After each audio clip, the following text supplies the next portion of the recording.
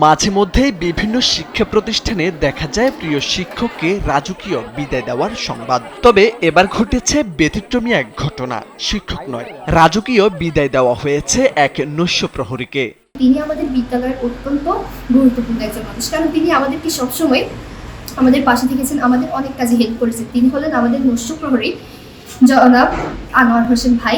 উনি আমাদেরকে অনেক কাজে সাহায্য করেছেন সবসময়।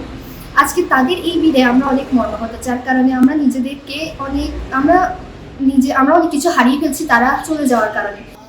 এদিন বিদ্যালয় সেজেছে ভিন্ন রকম সাজে। সাজসজ্জার মাঝেই সারিবদ্ধভাবে বসেছিলেন শিক্ষার্থীরা। আয়োজন করা হয়েছে আলোচনা সভার। সামনে বসা ছিলেন শিক্ষকরা, তাদের সাথেই বসানো হয়েছে নৈশ প্রহরীকে। বাংলাদেশের একমাত্র মাল্টিন্যাশনাল টাইলস ব্র্যান্ড আরএকে সিরামিক্স। বাইরে তাজা ফুল দিয়ে সাজানো হয়েছে দামি গাড়ি। সেই গাড়িতেই বিদায় জানানো হয় তাকে।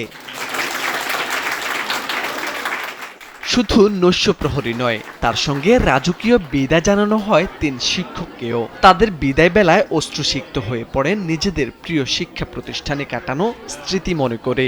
সেই অশ্রু সিক্ত করেছে শিক্ষার্থীদেরও। তারা অনেকেই প্রিয় শিক্ষকের বিদায়ে কান্নায় ভেঙে পড়েন। অনেকে আবার গাড়ির সাথে সাথেও যেতে দেখা যায়।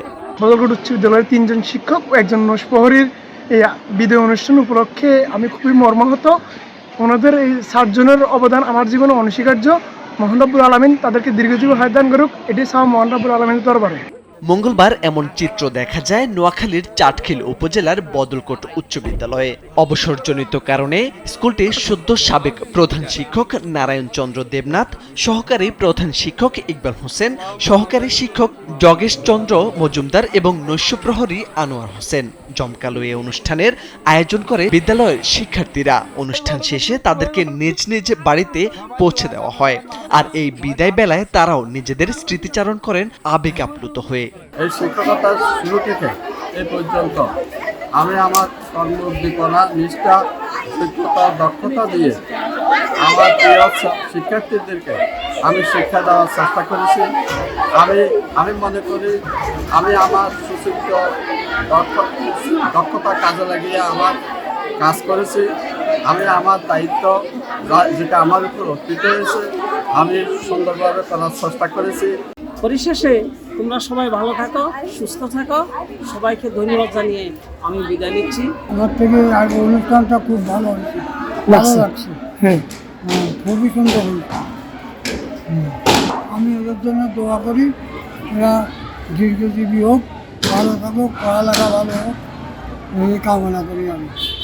সহকারী শিক্ষক জগেশ চন্দ্র মজুমদার ১৯৮৫ সালে এবং বাকিরা ১৯৮৮ সালে বিদ্যালয়টিতে যোগদান করেছিলেন। মোরশেদ আলম, কালবেলা।